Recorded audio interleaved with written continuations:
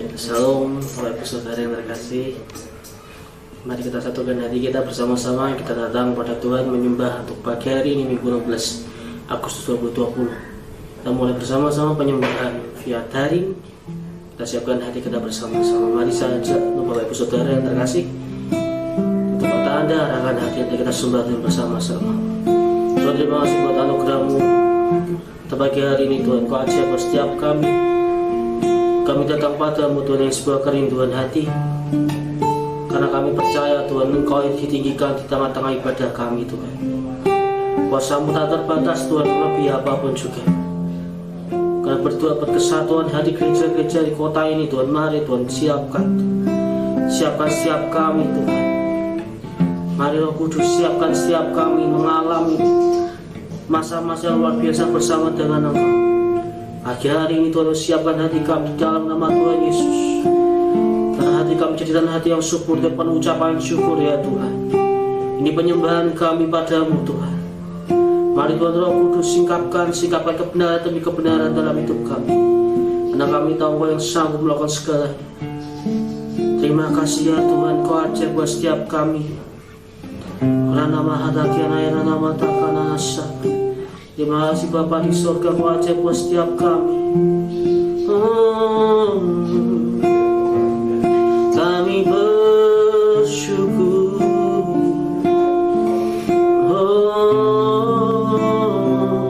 Kami bersyukur buat kebaikan-Mu Bapa, buat kebaikan-Mu.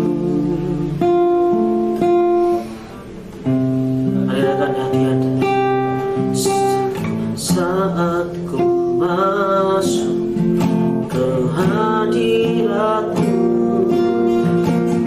ku tersuruh dan sembah-Mu. Oh, ku bersembah korban syukurku yang terbaik bagimu. Kata bersama-sama. Saat ku masuk ke hadirat-Mu, ku tersuruh dan sembah-Mu. Ku persembahkan korban syukurku yang terbaik bagimu.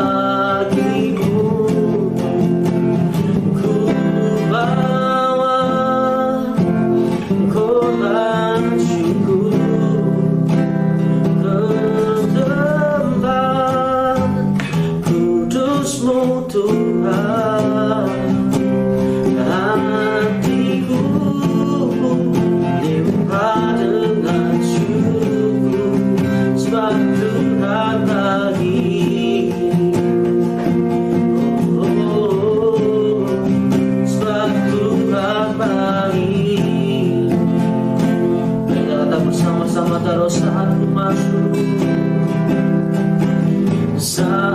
ku masuk ke hadirat-Mu, ku tersuruh dan sembah-Mu. Ku bersembahkan korban syukurku yang terbaik bagimu. Bawa korban syukur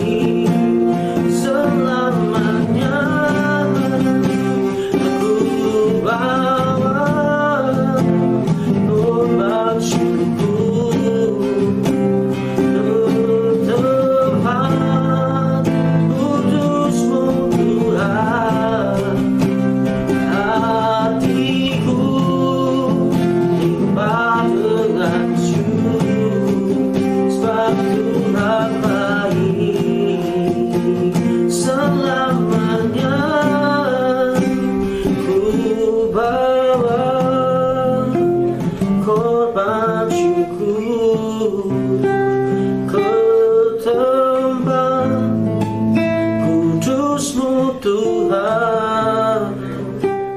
Hatiku limpah dengan syukur, sebab Tuhan baik. Oh, sebab Tuhan baik. Engkau baik, teramat baik. Engkau baik, teramat baik. Oh,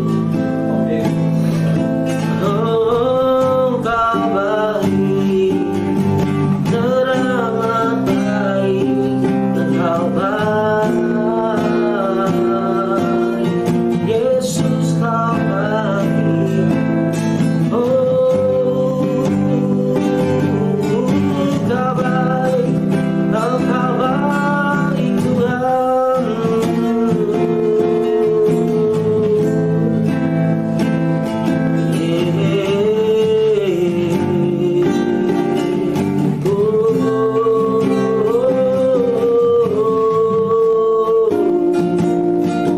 Silakan Kau hadir di tengah-tengah kami. Oh, puaskan jiwa kami yang hangus terapkan Engkau. Engkau ajaib, Engkau ajaib. Kami tinggikan nama-Mu,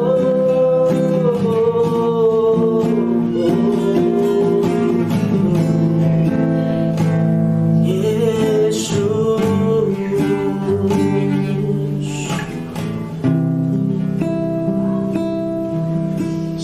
Kutinggikan Engkau, Raja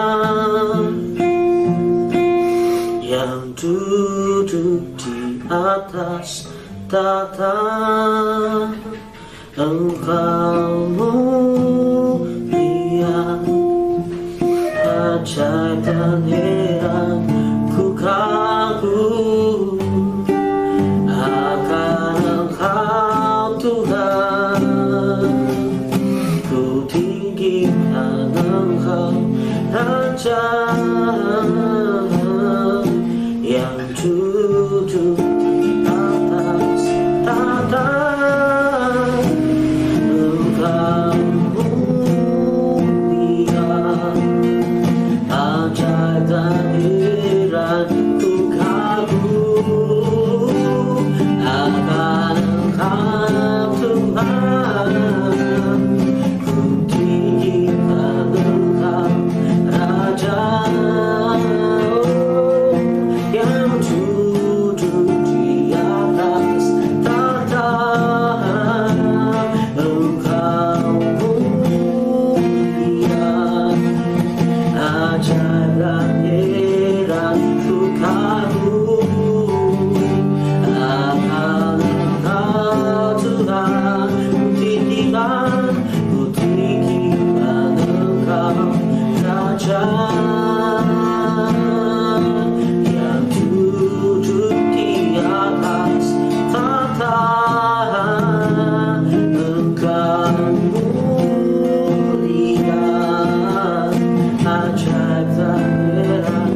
Ku kagum akan Engkau Tuhan. Ku tinggikan Engkau, Raja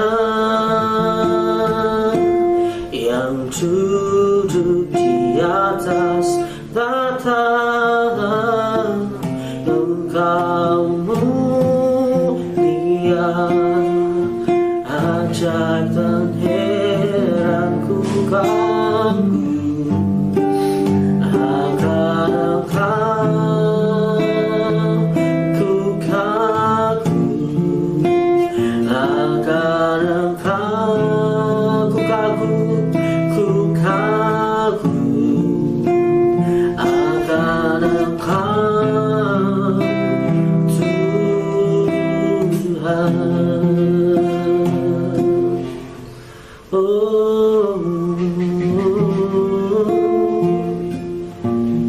kami kagumi kuasa-Mu, sungguh ku kagumkan Kau, sungguh kami kagum.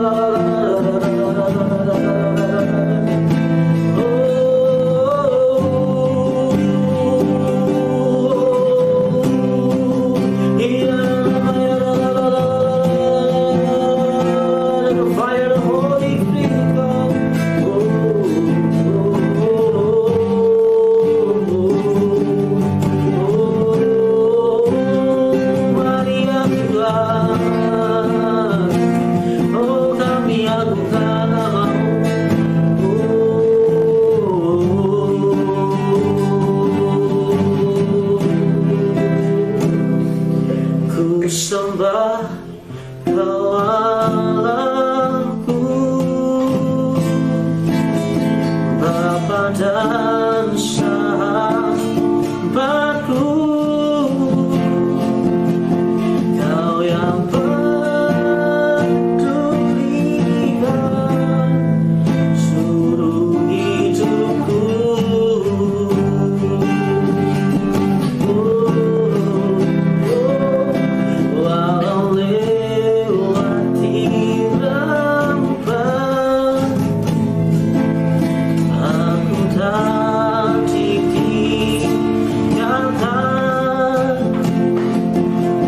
Yesus kekuatan hidupku,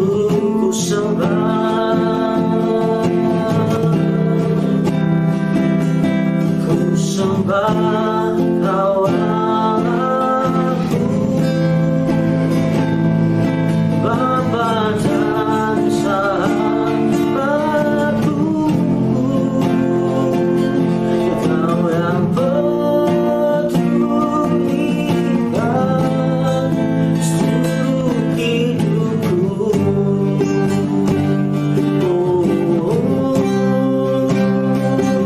Walau lewati lembah,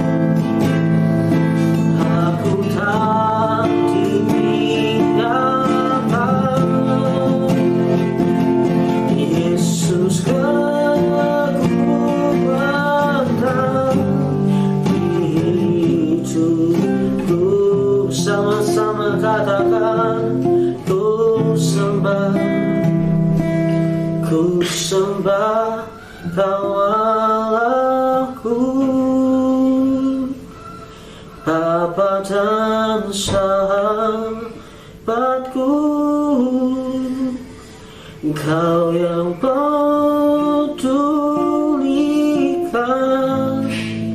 seluruh hidupku.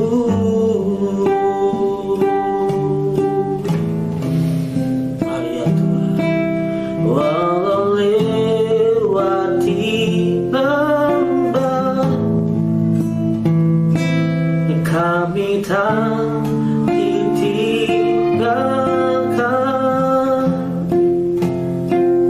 Yesus kekuatan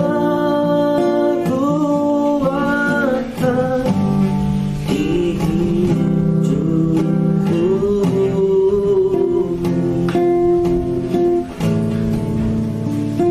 Terima kasih buat anugerah-Mu setiap kami ya Tuhan. Kami datang padamu pada penyembahan ini pagi hari ini ya Tuhan. Serahkan kebenaran firman-Mu dan setiap kami. Kami rindu mengasihi-Mu lebih lagi ya Tuhan. Kami rindu dan mengalami pribadi-Mu Tuhan. Sebab ada terus 2-3 orang berkumpul dalam nama-Mu saat ini, bersatu bersama-sama sepakat menyembah Engkau. Kau hadir di tengah-tengah setiap kami ya Tuhan. Berkati fellowship kami, jemaat-Mu di rumah kami masing-masing ya Tuhan. Kami memberkati semua di dalam nama Tuhan Yesus. Biarkan karya penebusan yang ajaib terus mengingatkan setiap kami bahwa Engkau ajaib buat setiap kami itu. Terima kasih Bapa, siapkan hati kami cerita hati yang syukur untuk terima kepada firman. Dalam nama Tuhan Yesus kami bersyukur. Amin.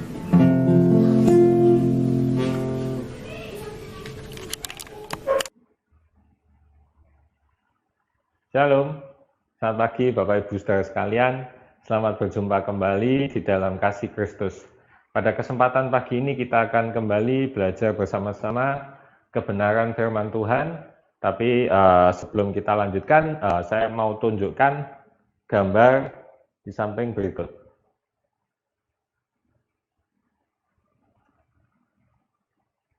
Ya, seperti Bapak Ibu lihat pada gambar di samping saya ini adalah gambar ayam crispy ala Taiwan yang mungkin Bapak Ibu bisa jumpai sekarang di Semarang banyak, bukan hanya di mall tapi di pinggir jalan itu udah mulai banyak jualan ayam crispy seperti ini ya. Kalau Bapak Ibu yang pernah menikmati tentu masih ingat gitu ya, maksudnya untuk kerenyahannya, kemudian habis digoreng itu wanginya keluar, ya kan?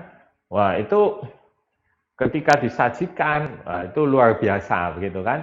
Tetapi mungkin Bapak Ibu Saudara ada juga yang sempat berpikir ya, kira-kira proses bagaimana ayam, jadi dari potongan ayam sampai menjadi sebuah hidangan yang bisa dinikmati dengan baik.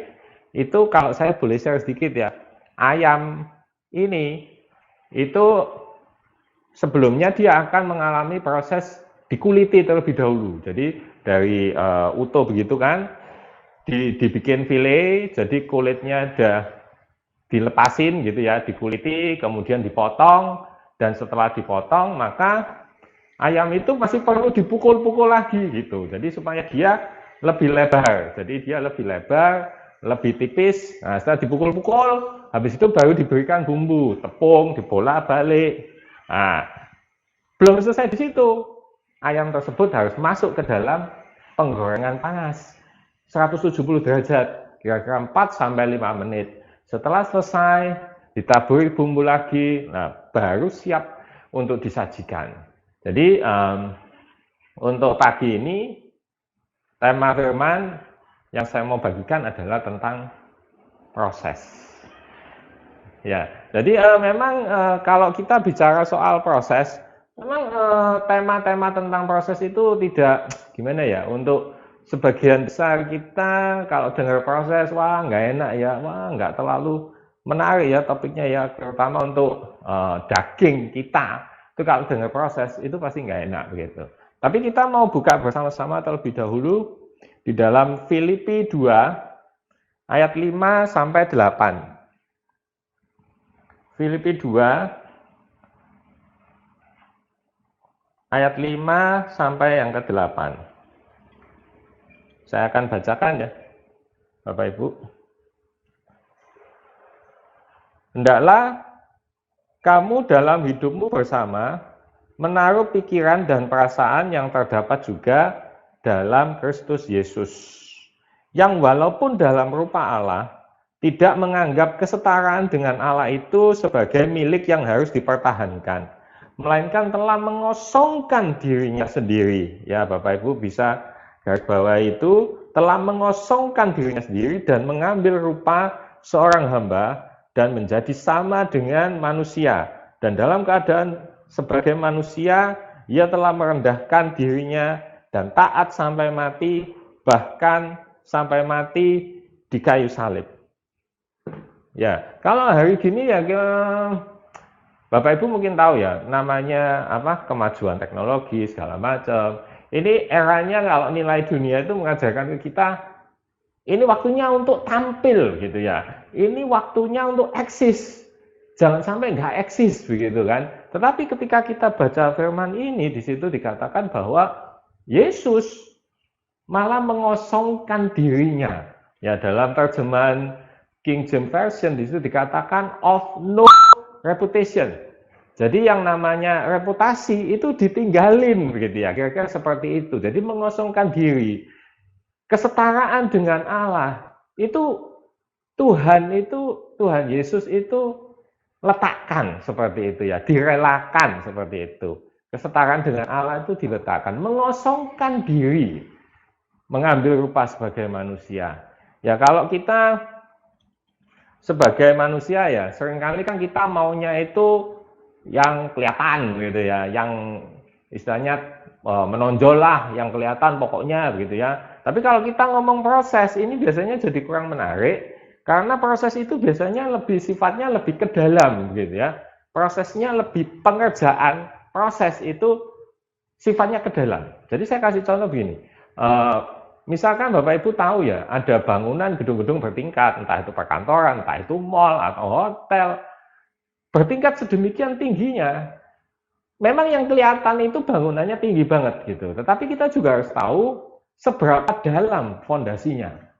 Ya, jadi seberapa dalam fondasinya itu yang akan menentukan seberapa tinggi sebuah bangunan bisa dibangun gitu. Ya, kalau Bapak Ibu tahu ada yang namanya sebutannya paku bumi begitu, paku bumi itu akan dipukul-pukul terus-menerus. Jadi karakter itu ya, proses itu seperti itu. Jadi proses itu bukan membuat orang malah kelihatan, tapi seolah-olah malah tidak kelihatan gitu ya. Demikian juga dalam hidup kita, yang Tuhan mau itu proses dalam hidup kita. Seberapa dalam kita mau dibentuk, seberapa dalam kita mau dibangun manusia roh kita, itu yang akan membuat struktur manusia kita itu akan menentukan seberapa tinggi Tuhan bisa mengangkat hidup kita. Ya, saya kasih contoh juga sebuah pohon kurma.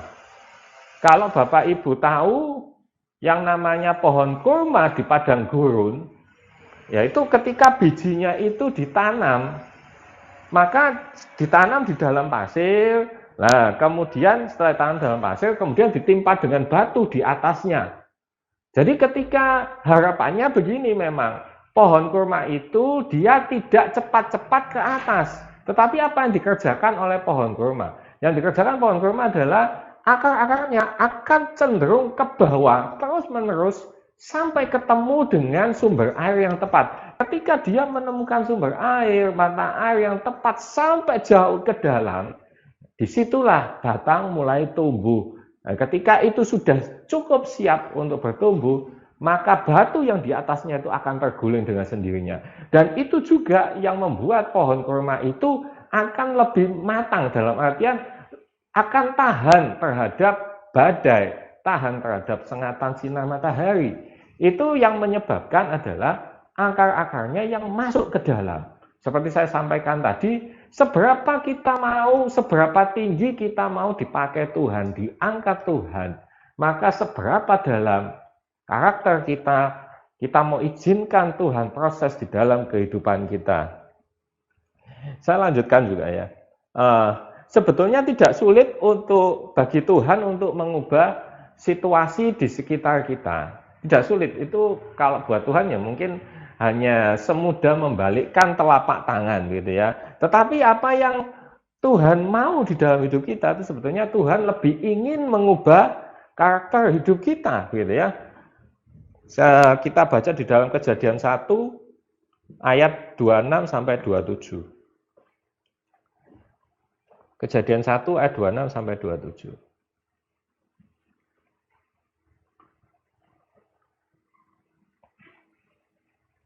Saya akan bacakan. Berfirmanlah Allah, baiklah kita menjadikan manusia menurut gambar dan rupa kita, supaya mereka berkuasa atas ikan-ikan di laut, dan burung-burung di udara, dan atas ternak, dan atas seluruh bumi, dan atas segala binatang melata yang merayap di bumi. Maka Allah menciptakan manusia itu menurut gambarnya, menurut gambar Allah, diciptakannya dia, laki-laki dan perempuan, diciptakannya mereka. Ya, jadi kalau kita baca di dalam Kejadian 1 ayat 26 sampai 27 ini, maka desain kita pada awalnya, Tuhan menciptakan kita pada awalnya itu memang segambar dan serupa dengan Allah. Tetapi sejak manusia jatuh ke dalam dosa, maka gambar Allah di dalam diri manusia itu rusak. Ketika manusia jatuh dalam dosa, mereka kehilangan yang namanya status, identitas, kehilangan domain, dan kehilangan hubungan dengan Tuhan. Nah, ketika Yesus datang sebagai Adam yang kedua, dia memulihkan itu, dia mengembalikan itu, mengembalikan identitas kita, status, dikatakan bahwa kerajaan surga sudah datang. Kalau kita melihat pada kenyataan ayat ini, maka desain kita sebetulnya itu adalah segambar dan serupa Allah. Jadi kalau kita mau kejar, seharusnya yang kita kejar adalah segambar dan serupa dengan Allah. Karena itu yang sebetulnya Tuhan mau. Jadi Tuhan mau kita ini menjadi yang terbaik sesuai dengan gambaran, sesuai dengan desain yang Tuhan sudah tetapkan di dalam hidup kita. Gitu ya. Coba saya bacakan lagi di dalam Galatia 2 ayat 20. Galatia 2 ayat 20.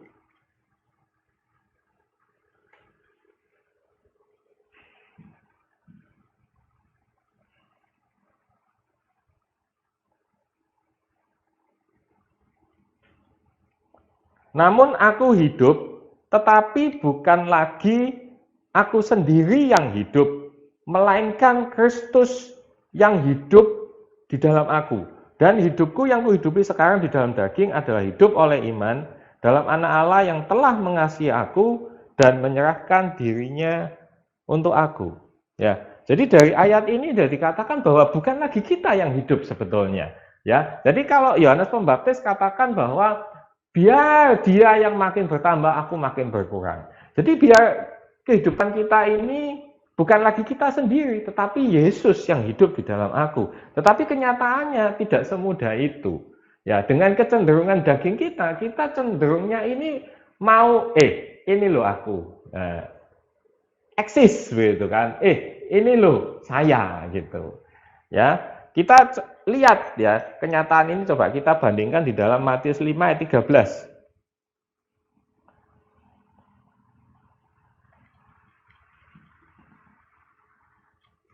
Matius 5 ayat 13.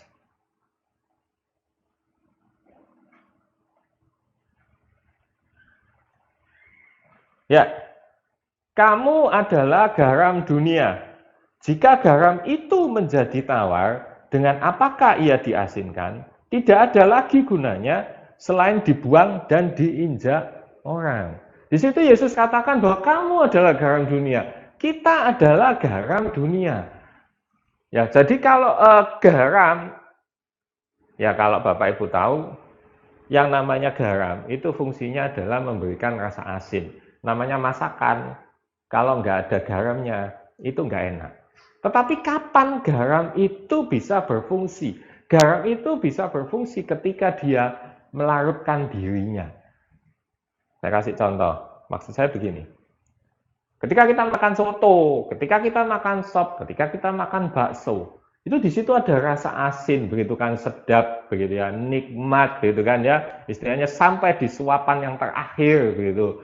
Ada rasa asinnya pas, gurihnya pas, seperti itu. Tetapi apa yang terjadi? Kalau misalnya Bapak, Ibu, Saudara ketika makan sebuah menu dan di situ baru suapan pertama atau suapan kedua, ternyata ada kelihatan bongkahan garam besar di situ.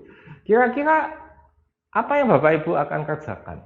Pasti, nah ini menjijikkan, ini tidak mungkin dimakan, gitu kan?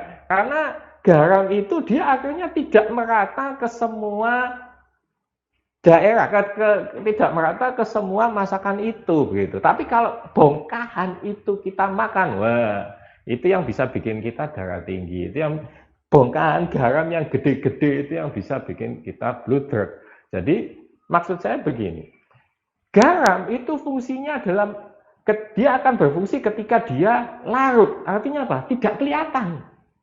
Ya, kan beda sama kebanyakan kita. Kebanyakan kita kan maunya tampil gitu ya. Kalau bisa ya kelihatan gitu ya.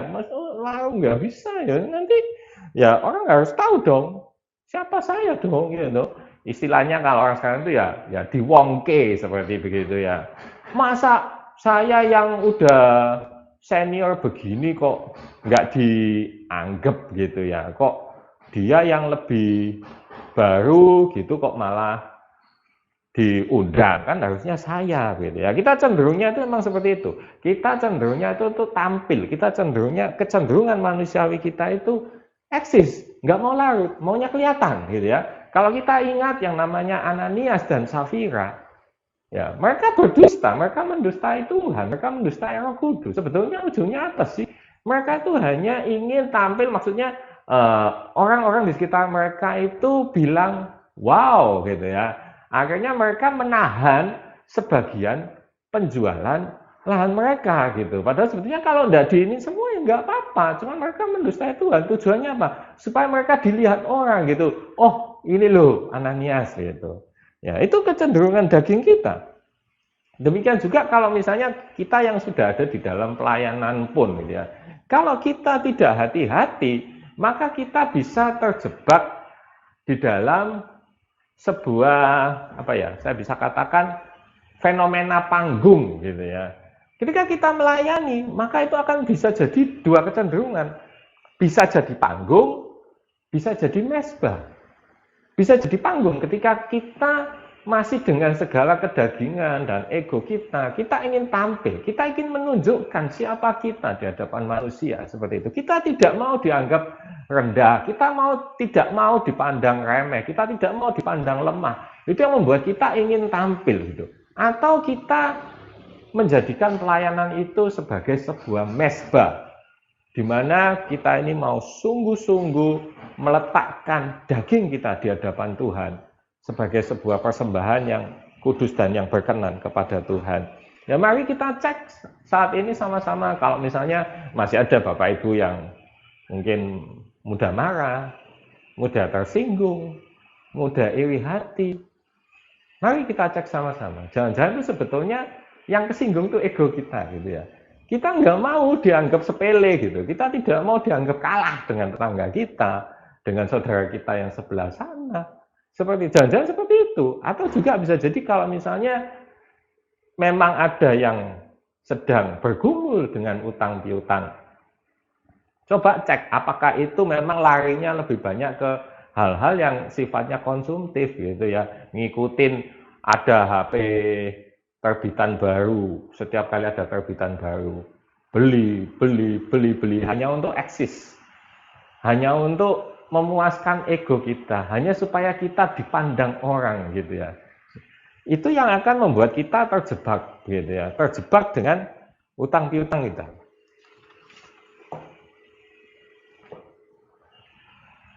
Karena jebakan untuk tampil eksis ini seringkali nyamar gitu ya, tidak begitu kelihatan ya. Kita yang sudah ada ya, kita sesama orang percaya, kita sesama anak Tuhan, kadang-kadang kan kita, wah kamu hari ini pelayanannya luar biasa ya gitu ya. Terus kan kita biasanya itu ya kita kan sering gitu ya, kita ini pinter lah maksudnya kalau untuk membungkus sesuatu gitu. Oh ya puji Tuhan, semuanya karena anugerah Tuhan gitu ya. Padahal di dalam hati itu ngomong gini, wah baru tahu siapa saya. Terus di belakang hidungnya kembang kempis seperti itu ya. Ya itu tidak ada yang tahu ya. Cuman itu ya seringkali kita samarkan gitu ya dengan ucapan-ucapan yang sepertinya rohani. Nggak salah sih, ucapan rohaninya nggak salah. Cuman kalau kadang-kadang kita jujur dengan hati kita, kalau kita tidak hati-hati, kita juga sering terjebak dengan yang keakuan, ya ego kita yang masih tinggi ini. Ya, hanya seringkali Tuhan izinkan. Saya tadi sampaikan bahwa Tuhan itu lebih tertarik untuk mengubah karakter kita ketimbang mengubah situasi kita. Mengubah situasi kita itu gampang. Tetapi untuk mengubah karakter kita ini loh, dia kepingin karakter kita ini berubah dulu gitu. Nanti situasinya itu gampang buat Tuhan. Hanya seringkali Tuhan izinkan ada sebuah situasi, terus juga ada orang-orang di sekitar kita yang tiba-tiba nyakitin kita, jengkelin kita. Sebetulnya itu Tuhan, kalau kita mau coba untuk belajar dan merenungkan, itu sebetulnya ada sesuatu lah. Kalau Tuhan izinkan itu yang membentuk karakter kita, memproses hidup kita. Keakuanku ini masih seberapa besar sih gitu ya. Kalau kita mau sungguh-sungguh belajar ya, kita seringkali akan bisa istilahnya apa ya, ngetawain diri sendiri. Memang saya tuh kok begitu ya, memang bodoh banget ya, saya itu dasarnya memang sombong gitu ya. Nah, kalau udah begitu, lah Pak, sampai kapan proses ini akan terus berjalan? Ya, proses ini akan berjalan terus-menerus. Ya, tujuan kita serupa dengan gambaran Kristus gitu. Jadi proses itu Tuhan izinkan agar kita dibentuk makin serupa dengan Kristus. Dan sampai kapan? Sampai lulus, istilahnya begitu. Kalau misalnya ketika kita berhadapan dengan misalnya apa? Dengan saudara seiman kita sakit hati kemudian wis mundur aja lah. Saya nggak mau ke tempat itu lagi lah, gitu kan? Nah, kita lari dari persoalan itu. Kita tidak hadapi, padahal sebetulnya yang Tuhan mau kerjakan dalam hidup kita itu adalah hati kita ini loh, karakter kita ini loh, yang masih sombong, yang kepingin disanjung-sanjung, yang kepingin diuang-uangke, yang gimana. Tapi kita lari begitu, kita nggak mau berhadapan dengan itu. Di tempat yang baru pun kita akan mengalami yang sama.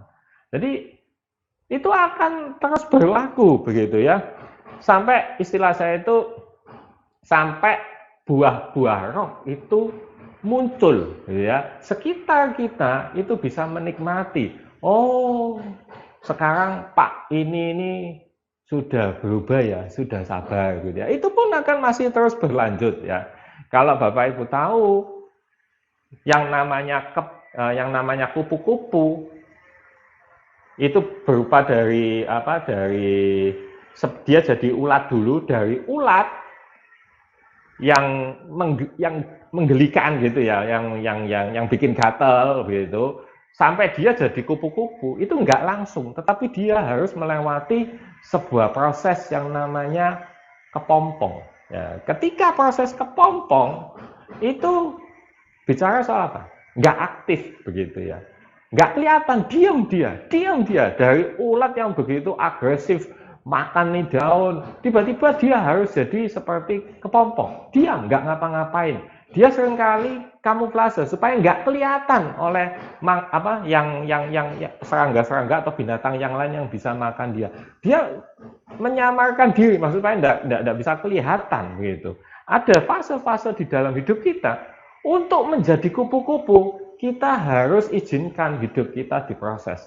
Kita harus izinkan hidup kita ini larut dulu, dibentuk sama Tuhan, mengalami proses yang seolah-olah direndahkan gitu. Tujuannya adalah untuk membentuk, untuk mengikis keakuan, untuk mengikis ego kita. Saya mau berikan sedikit share ya. Demikian juga saya beberapa hari belakangan ini, bahkan ketika saya menyiapkan khotbah ini pun di dalam hati ini sedang bergumul gitu ya, dengan salah satu pelanggan yang menurut saya arogan banget gitu. Kalau mau dikatakan, lu itu sebetulnya umur berapa sih gitu ya, kok cara ngomongmu itu seperti itu gitu ya. Itu udah jengkel banget gitu ya. Tapi ya melalui ini ya juga Tuhan sedang berurusan dengan saya juga begitu ya. Jadi ya udahlah gitu loh, maksudnya ya udahlah, belajarlah untuk rendah hati gitu. Belajarlah untuk dibentuk. Kan bukan kamu lagi yang hidup, tetapi Kristus yang hidup di dalam kamu gitu ya. Kristus yang hidup di dalam aku. Jadi harusnya ketika kita akan melakukan sesuatu, kita harus berpikir, kira-kira kalau Tuhan Yesus ada di tempatku, apa yang dia akan kerjakan gitu ya. Itu memang tidak mudah gitu ya. Tetapi oleh kekuatan Tuhan, oleh penghiburan Tuhan, Tuhan juga mengubahkan, maksudnya memberikan kekuatan sehingga hati ini bisa plong begitu ya, bisa ngampuni gitu. Nah, Pak, terus caranya untuk bisa proses itu gimana, Pak? Ya, caranya ya sangkal diri pikul salib, minta anugerah Tuhan. Jadi tidak ada cara yang lain seperti yang saya sampaikan tadi. Kepompong itu pun tidak bisa, wah kepengen cepat-cepat jadi kupu-kupu, kita tolong, kita gunting kepompongnya, malah kupu-kupunya yang jadi, bukan kupu-kupu yang baik, tapi kupu-kupu yang cacat. Demikian juga ada proses-proses yang Tuhan izinkan dalam hidup kita. Itu ya kita jalani gitu. Kita minta kekuatan dalam Tuhan supaya prosesnya ini bisa selesai, tuntas dalam anugerah Tuhan. Karakter kita bisa diubahkan. Apa hasilnya ketika kita mau mengikuti proses yang dari Tuhan? Apa hasilnya? Coba kita baca di dalam Matius 5 ayat 14. Matius 5 ayat 14. Ya, kamu adalah terang dunia. Kota yang terletak di atas gunung tidak mungkin tersembunyi. Ya, jadi setelah garam larut tidak kelihatan, maka Tuhan berkata, kamu adalah terang dunia. Kota yang terletak di atas gunung tidak mungkin tersembunyi. Artinya Tuhan mengangkat hidup kita. Tuhan membuat hidup kita jadi bersinar. Kapan? Setelah kita larut. Begitu. Setelah keakuan kita, setelah ego kita itu dihabisi, proses yang dari Tuhan, maka Tuhan akan membuat hidup kita bersinar. Tuhan yang akan mengangkat hidup kita. Dan di sekeliling kita itu tahu, tidak usah kita ngomong, aku diberkati, aku diberkati, tidak usah. Seekor Raja Wali tidak usah ngomong kalau dia adalah Raja Wali. Karena binatangnya sudah tahu bahwa, dia memang Raja Wali. Contoh selanjutnya, Filipi 2 ayat 9. Ini adalah teladan yang sempurna dari Tuhan Yesus sendiri ya. Filipi 2 ayat 9.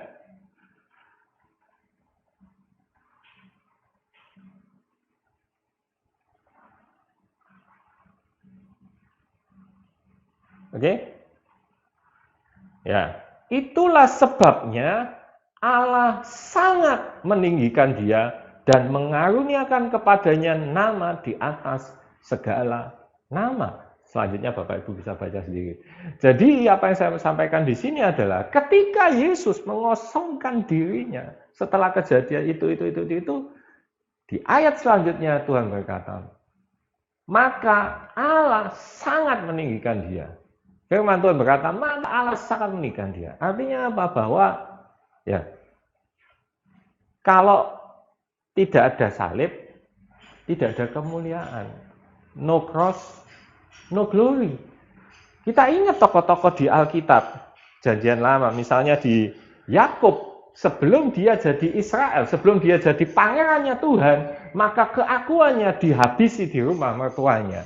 Kemudian kita tahu juga yang namanya Yusuf, sebelum dia diangkat menjadi orang kedua di Mesir, maka dia harus mengalami yang namanya dibuang, dijadikan budak, dipenjara. Kemudian kita juga tahu yang namanya Musa, sebelum dia dipakai oleh Tuhan untuk memimpin bangsa Israel, maka dia harus selama 40 tahun dididik oleh Tuhan sendiri, supaya kemesirannya itu, ya, supaya percaya dirinya yang secara manusianya itu diganti dengan yang dari Tuhan sendiri. Kemudian kita juga tahu yang namanya Daud. Daud juga setelah diurapi tidak instan menjadi raja, tetapi dia harus melewati yang namanya Gua Adulam. Dia harus melewati yang namanya pura-pura gila, Ayan. Setelah itu baru dia diangkat jadi raja. Yang saya sampaikan di sini adalah bahwa kalau kita mau hidup kita ini dibawa oleh Tuhan, dari kemuliaan kepada kemuliaan yang berikutnya, maka kita harus izinkan hidup kita ini diproses. Sebagai penutup, saya mau sharing sedikit. Kemarin lusa lah, itu di grup SMA saya, itu tiba-tiba ada jadi teman SD lah, teman SD, itu dia ada kirim kayak gambar begitulah, kayak foto begitu. Nah, isinya foto itu adalah semacam kayak apa ya, kayak list begitu, daftar ya, kayak daftar begitu. Isinya adalah semua murid-murid kelas 6 angkatan itu ya, beserta dengan nilai-nilainya. Jadi kalau zaman saya itu nilai namanya STTB sama Danem begitu ya, itu di total berapa dan peringkat ke-1 sampai peringkat terakhir berapa. Dan ketika saya lihat itu, ya nama saya ada di peringkat 1. Ketika saya melihat itu, tiba-tiba saya jadi gimana ya? Saya jadi terharu. Itu di kantor gitu ya. Saya terharu. Ya, air mata udah mulai netes gitu kan. Saya ingat-ingat gitu ya. Jadi saya katakan di grup bahwa oh ya, itu anugerah Tuhan gitu. Saya sampaikan bahwa itu anugerah Tuhan sekaligus berkat gitu ya, hadiah buat kedua orang tua saya, karena pas di tahun itu, jadi sebelum kelulusan itu di bulan Maret itu rumah kami terbakar gitu ya.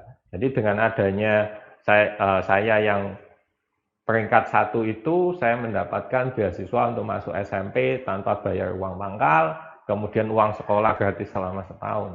Tetapi bukan itu yang saya mau sampaikan. Yang saya mau sampaikan adalah begini.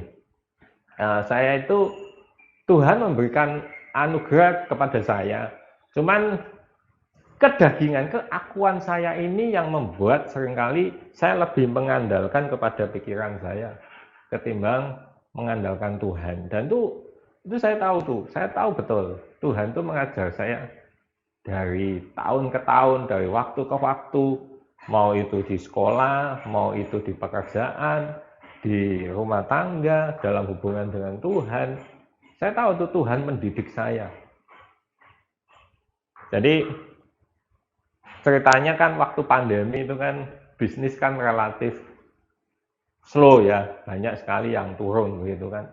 Di situ kan pikiran saya ini mulai muter gitu ya, kira-kira apa ya yang bisa untuk nutup kekurangan-kekurangan yang terjadi selama bulan April, Mei, dan Juni baru berjalan lah gitu. Nah, itu adalah saat ketika saya harus karantina diri saya sendiri gitu ya, sekitar bulan-bulan Juni awal atau gimana, saya agak lupa ya.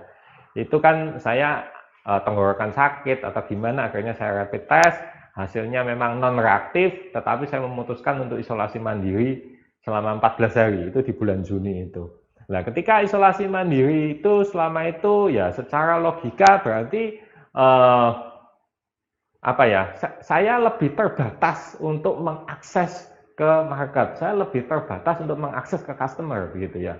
Tetapi yang saya bersyukur banget ya, di suatu sore gitu ya, tiba-tiba saya dapat WhatsApp dari teman saya bahwa ada semacam permintaan penawaran dari customer untuk sebuah project yang gede begitu kan, nilainya gede, kira-kira ya 650.000 US dollar lah.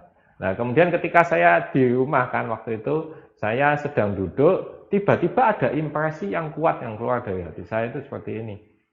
Kamu kepingin ya? Gitu.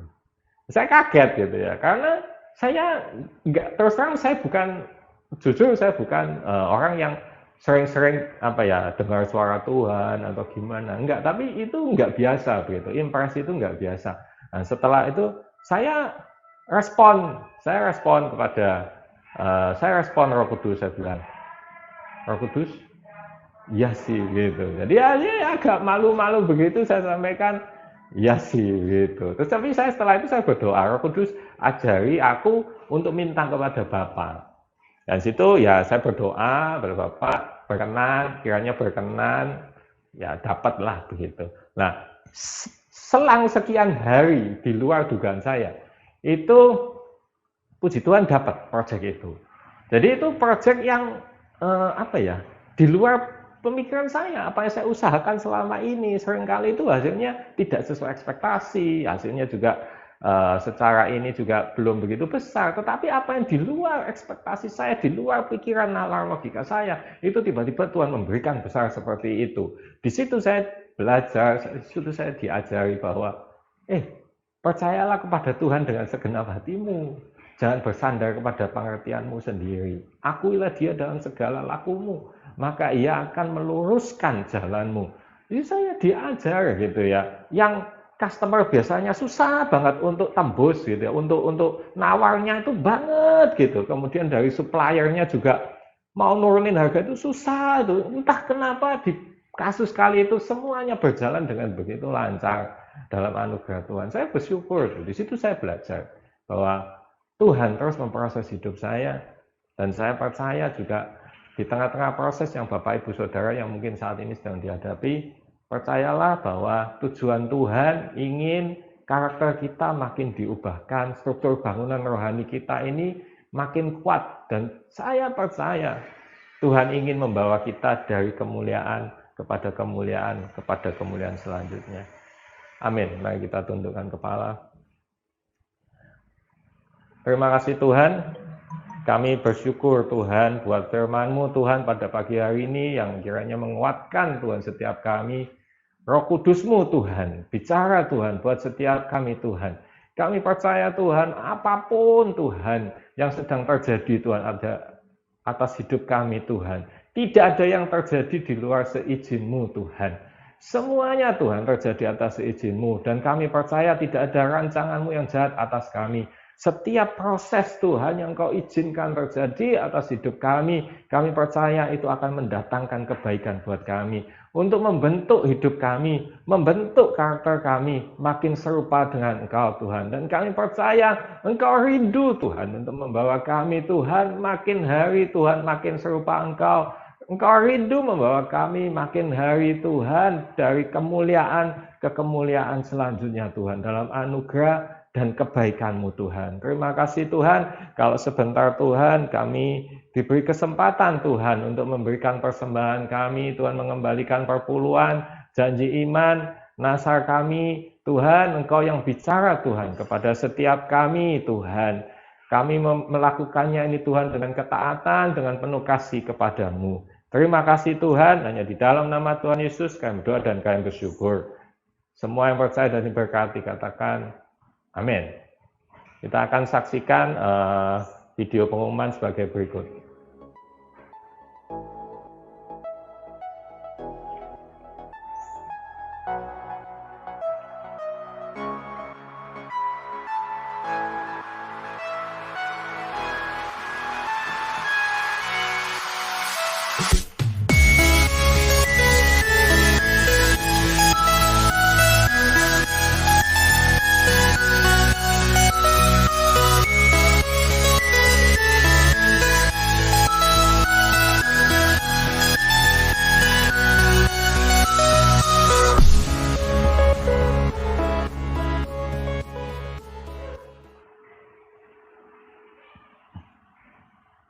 Ya, Bapak Ibu, kita akan baca 12 pengakuan iman rasuli.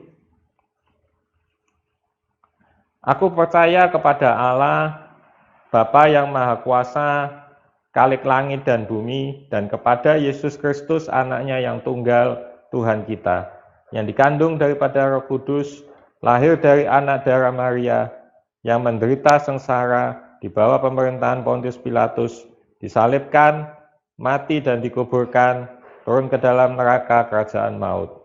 Pada hari yang ketiga, bangkit pula dari antara orang mati, naik ke surga, duduk di sebelah kanan Allah, Bapa yang Maha Kuasa. Dan dari sana ia akan datang untuk menghakimi orang yang hidup dan yang mati. Aku percaya kepada Roh Kudus, gereja yang kudus dan am, persekutuan orang kudus, pengampunan dosa, kebangkitan orang mati, dan hidup yang kekal. Amin. Terima kasih Tuhan, kami bersyukur Tuhan buat pagi hari ini Tuhan. Buat segala kebaikan-Mu Tuhan. Tuhan, kami bawa persembahan Tuhan, persepuluhan janji iman nasar kami Tuhan di hadapan-Mu. Seperti seorang anak kecil yang membawa 5 roti dan 2 ekor ikan Tuhan yang dibawa ke hadapan-Mu. Dipecahkan Tuhan. Memberi makan Tuhan lebih dari 5.000 orang Tuhan. Lebih dari cukup Tuhan. Kami percaya ada penyediaan-penyediaan Tuhan yang ajaib Tuhan. Lebih dari cukup di rumah Tuhan. Lebih dari cukup Tuhan buat semua anak-anak-Mu. Terima kasih ya Tuhan. Terima kasih Tuhan. Berkat Tuhan dari Allah Bapa Tuhan. Kasih karunia Tuhan di dalam Kristus Yesus dan penyertaan Roh Kudus Tuhan akan menyertai kami mulai dari hari ini sampai selama-lamanya Tuhan. Terima kasih Tuhan, hanya di dalam nama Tuhan Yesus setiap dari kita yang percaya dan diberkati Tuhan katakan amin. Selamat hari Minggu, Tuhan Yesus memberkati.